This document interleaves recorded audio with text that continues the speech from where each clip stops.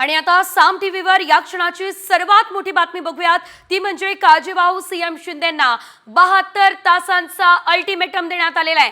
फडणवीसच मुख्यमंत्री होणार का, औपचारिक घोषणा अद्यापही बाकी आहे। मात्र शिंदेंना केंद्रात मंत्रीपद किंवा राज्यात उपमुख्यमंत्रीपद मिळण्याची दाट शक्यता आहे। मात्र आपण बघू शकतोय यावेळेस कालच एकनाथ शिंदे यांनी आपल्या पदाचा राजीनामा दिला आणि त्यानंतर 72 तासांमध्ये सरकार स्थापन होणं अनिवार्य आहे किंवा औपचारिक घोषणा करणं देखील अनिवार्य आहे। त्यामुळे आता पुढे मुख्यमंत्री पदाची घोषणा 72 तासांमध्ये होणार का हे बघणं अतिशय महत्त्वाचं असेल, कारण एकनाथ शिंदे यांना 72 तासांचा अल्टिमेटम हा आता देण्यात आलेला आहे। राज्याच्या राजकारणामधली ही सर्वात मोठी बातमी सध्या आपण बघतोय।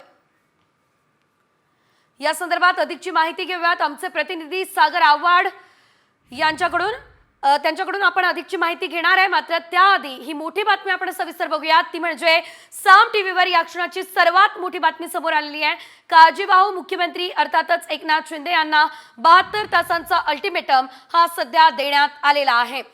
एकीकडे कालच राज्यपालांनी एकनाथ शिंदे यांना काळजीवाहू मुख्यमंत्री म्हणून नियुक्त केलेला आहे आणि त्यानंतर त्यांना आता सरकार स्थापनेसाठी केवळ 72 तासांचा अल्टिमेटम आहे। त्यामुळे आता लवकरात लवकर औपचारिक घोषणा करणं अतिशय महत्त्वाचं आहे। मुख्यमंत्री पदाचा तिढा त्यामुळे आज सुटतो का हे देखील बघणं अतिशय महत्त्वाचं असणार आहे, कारण केवळ सरकार स्थापनेसाठी 72 तासांचाच अवधी आहे। औपचारिक घोषणा केल्यानंतर ही संपूर्ण जी काही प्रक्रिया आहे ती पुढे करावी लागणार आहे। पुढे कुणाकुणाला मंत्रिपद दिली जातात, कोण कोण शपथविधीमध्ये मंत्रिपदाची शपथ घेतं, असे एक न अनेक प्रश्न हे सध्या उपस्थित झालेले आहेत। मात्र आता मुख्यमंत्री एकनाथ शिंदे यांच्याकडे काळजीवाहू मुख्यमंत्री म्हणून केवळ 72 तासच शिल्लक आहे।